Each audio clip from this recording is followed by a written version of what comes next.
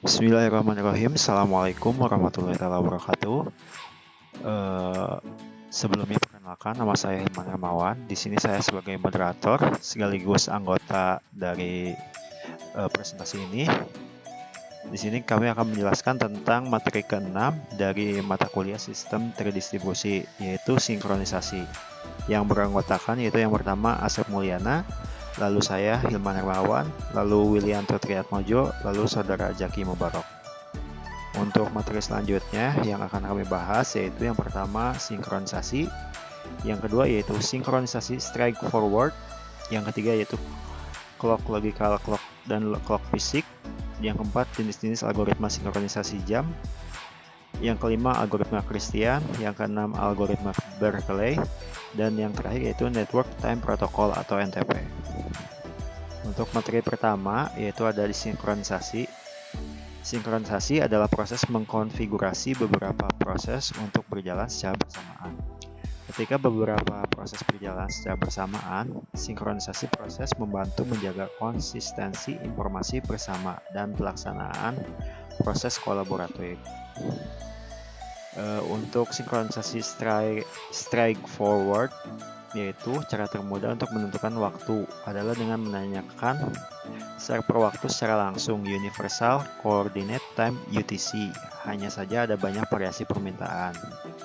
Lalu karena waktu adalah hal mendasar bagi cara orang berpikir dan konsekuensi dari tidak mensinkronkan jam juga sangat dramatis sehingga masuk akal untuk membicarakan sinkronisasi. Untuk clock logika, semua komputer mungkin memiliki rangkaian set timer. Meskipun penggunaan kata clock sudah umum, kata yang lebih tepat adalah timer, yang mengacu pada komponen rangkaian. Timer ini menggunakan kristal quartz sebagai sumber frekuensi. Meskipun frekuensi osilator dalam osilator kristal biasanya stabil, masih tidak mungkin untuk menjamin bahwa semua kristal yang berjalan di komputer yang berbeda akan memiliki frekuensi yang sama persis. Lalu untuk clock fisik, dalam beberapa sistem, waktu adalah penting, seperti sistem waktu nyata. Sistem ini membutuhkan jam fisik eksternal. Beberapa jam fisik biasanya digunakan untuk efisiensi dan redundansi. Pada beberapa sistem, waktu clock aktual menjadi penting, contohnya real-time system. Untuk sistem ini diperlukan clock fisik eksternal. Lalu di sini ada algoritma Christian. Menurut Flavio Christian pada tahun 1989 menawarkan suatu algoritma Christian untuk menyerampakan komputer-komputer dalam jaringan dengan suatu server waktu atau time server. Gagasan dasarnya yaitu ada dua. Yang pertama, identifikasi suatu network time server yang mempunyai sumber waktu akurat. Misal, server waktunya mempunyai suatu UTC receiver. Yang kedua, semua klien menghubungi network time server untuk sinkronisasi. Namun, delay jaringan terjadi pada saat klien menghubungi time server, menghasilkan waktu yang ketinggalan. Algoritma tersebut memperkirakan delay jaringan dan menetapkan kompensasi untuk itu. Lalu untuk materi selanjutnya, yaitu tentang algoritma Christian, yaitu tentang pendekatannya akan dijelaskan oleh saudara Jaki Mubarok. Kepadanya saya persilakan. Terima kasih. Di sini pendekatan yang pertama itu ada cliently mengirimkan request ke time server. Waktu jam lokalnya dicap sebagai T1. Server akan merekam waktu yang diterima T2 sesuai dengan jam lokalnya. Di track delay jaringan selama transmisi request. Server membalas klik pada waktu lokalnya T3 setelah T1 dan T2. Kecil menerima balasan pada waktu lokalnya T4. Di trace adalah delay jaringan selama transmisi respon. Sekarang klik mempunyai informasi dari T1, T2, T3, dan T4. Dengan menganggap delay transmisi dari klik terus ser dan ser ke klik adalah sama. Maka rumusnya T2 dikurangi T1 sama dengan T4 dikurangi T3.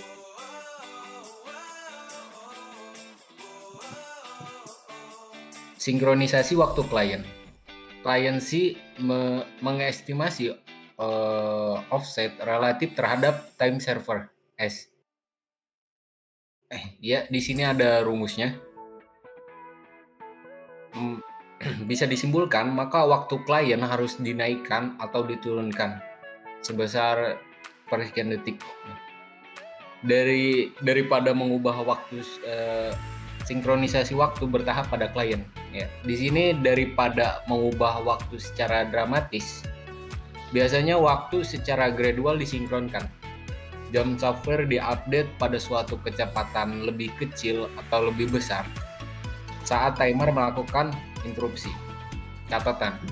Di sini men-setup jam ke belakang katakanlah jika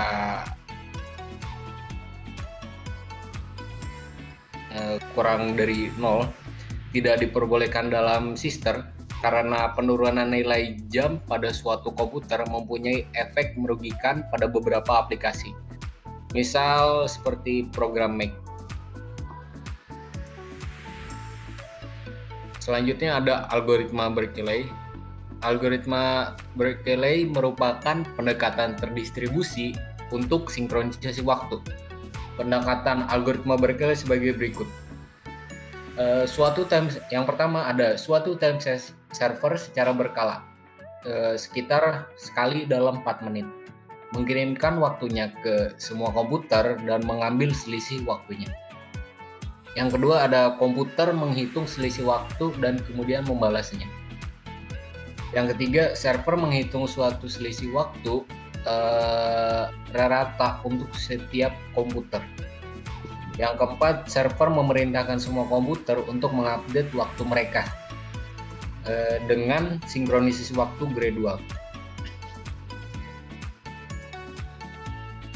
Di sini ada Network Time Protocol atau lebih disingkat NTP.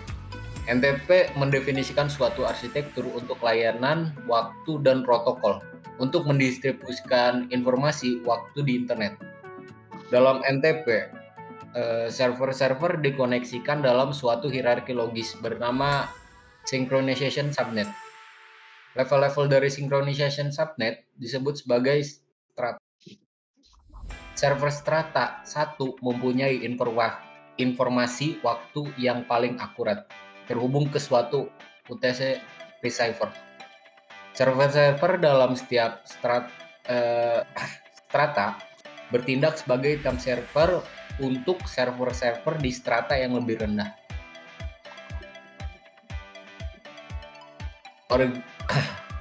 Organisasi hierarkis dari server NTP. Ya, berikut ada organisasi hierarkis dari server NTP sebagai berikut.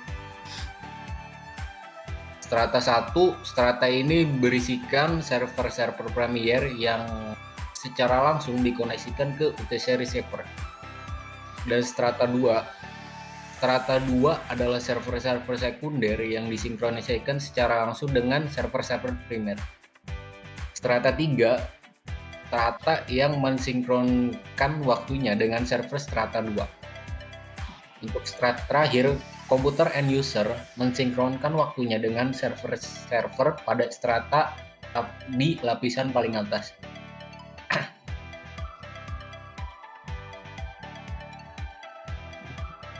Operasi dari protokol NTP. Ketika time server A menghubungi time server B untuk sinkronisasi, jika strata kurang dari sama dengan strata B, maka tidak mensinkronkan dengan B. Jika strata A lebih besar dari strata B, maka time server A mensinkronkan dengan B. Suatu algoritma mirip algoritma Christian digunakan untuk mensinkronkan, namun sampel statistik lebih besar diambil sebelum dilakukan update jam tersebut. Time server A mengupdate stratanya.